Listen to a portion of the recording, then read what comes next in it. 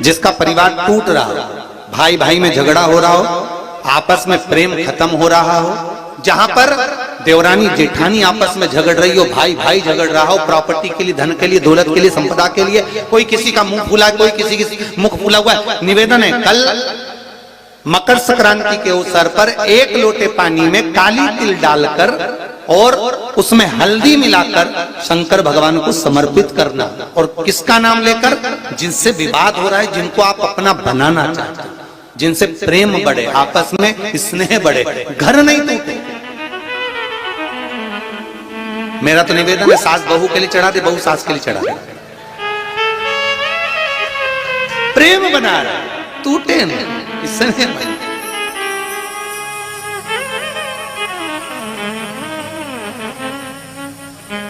ये आपस का जो प्रेम है ये टूटना नहीं चाहिए। कल मकर संक्रांति के अवसर पर ये करिए।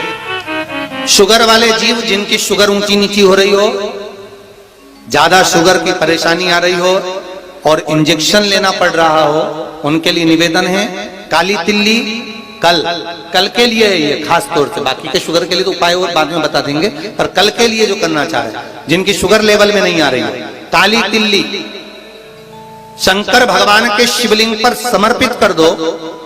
और उस काली तिल्ली को जब शिव जी पर चढ़ाएं तो महाराज हाटकेश्वर महादेव का नाम लेना है। कौन से महादेव? हाटकेश्वर महादेव का नाम लेना है और शंकर भगवान पर काली तिल्ली चढ़ाते जाना है। उसमें कंकर नहीं हो, सफेद तिल्ली का एक भी दाना नहीं हो, इसका ध्यान रखिए। उस काली तिल्ली को चढ़ा दीजिए। हाटकेश्वर महादेव का स्मरण कर कर किसी को जल ना चढ़ाने देना उस समय पर जब आप शंकर जी को चढ़ाएं। और भगवान शंकर की हाटकेश्वर महादेव का स्मरण कर कर 108 रुद्राक्ष से मनके से माला जप लो। वहीं शंकर चढ़ी रहने देना तिल्ली। उसी तिल्ली को वापिस कटोरी में उठा कर लिया। 3 दिन तक लगातार उसको थोड़ा थोड़ा कर कर सुबह के समय खाली पेट खाइए, शुगर लेवल पर आ जाएगी महाराज, आपकी शुगर हाई ऊंची नीची नहीं जाएगी। हाटकेश्वर महादेव का स्मरण कहते हैं। मकर संक्रांति है, जिस समय पर कल सूर्य उत्तरायण आ जाए और पहले दिन उत्तरायण के दिन ही जब संध्या का समय होता है, शाम का समय होता है महाराज, संध्या का जो समय होता है शाम का, अगर कोई बच्चा पलंग पर बाथरूम करता हो, गंदगी करता हो, सारी औषधि कर ली, दवाई कर ली, और या बच्चा रात्रि को उठकर चिड़चिड़ करता हो या रोता हो रात भर महाराज, उसके लिए, या माता के स्तनों में बच्चे को पिलाने के लिए दूध ना आता हो उसके लिए, या बच्चा रुदन करता हो या बच्चा गंदगी करता हो उसके लिए, कल शाम के समय पर प्रथम दिन में जब भगवान उत्तरायण आ रहे हैं मकर राशि के अंतर्गत, तो शाम के समय पर मकर संक्रांति के दिन गुड़ को पानी में मिलाकर शिवजी पर लेपन कर दो। उसी हाथ को बच्चे को मंदिर के बाहर चटा दो महाराज, फिर वो पलंग पर कभी गंदगी नहीं करेगा महाराज। जिस नारी का स्तन में दूध नहीं आता हो बच्चों को पिलाने के लिए, उसको भी अगर चटा दिया जाए तो स्तन में दूध आना प्रारंभ हो जाए महाराज। जो बच्चा रात्रि को रोता हो, जाग जाता हो, उसको भी अगर वो हाथ चटा दिया जाए तो वो काम करता है महाराज। ये कल के दिन करके देखना, बाद में बताना जरूर हो। शिव महापुराण की कथा कहती है, 11 आम के जो पत्ते जिस डाली में लगे होते हैं, वो डाली कोमल सी डाली, 11 कच्चे सूत से लपेटकर 11 बार उसका भाग, जब उसको लपेट लोगे इस तरह से इकट्ठा करके, आगे का जो भाग है 11 बार कच्चा सूत लपेटने के बाद जो भाग पीछे का आगे का कोई भी हो, उसको शहद में डुबाकर शिव जी को समर्पित कर दो। किस जगह पर रखना है? अशोक सुंदरी वाली जगह। अशोक सुंदरी की जगह जानते हो आप लोग, पहले भी आपको बताया है, आज फिर आपको वर्णन कर दें।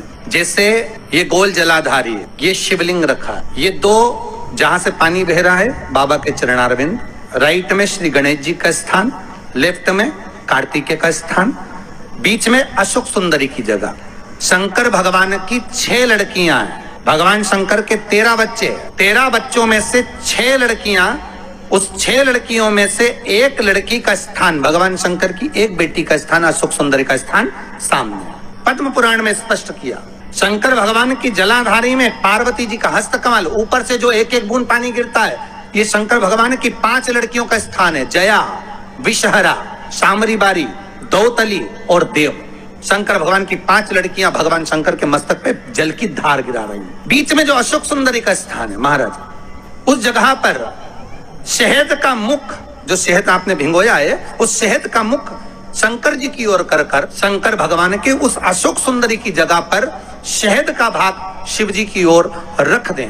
महाराज, अगर घर में संपदा की कमी हो या कोई पैसा खा गया हो, रुपया नहीं दे रहा हो, पैसा अटक गया हो, तो उस शहद को शिव जी की ओर मुख कर कर उस आम के पल्लव की जो डंडी है उसको 11 डंडी को वहां रख दीजिए और उससे अपनी कामना कर कर आ जाइए।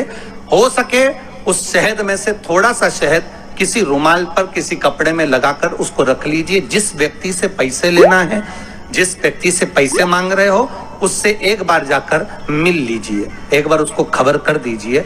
बाबा चाहेगा, भोलेनाथ, पैसा वापिस आ जाएगा, अगर शिव कृपा कर दे। ये बाबा की कृपा। आम का पल्लव कोई साधारण नहीं जिसको कलश के ऊपर रखा जाता है, शिव की कृपा।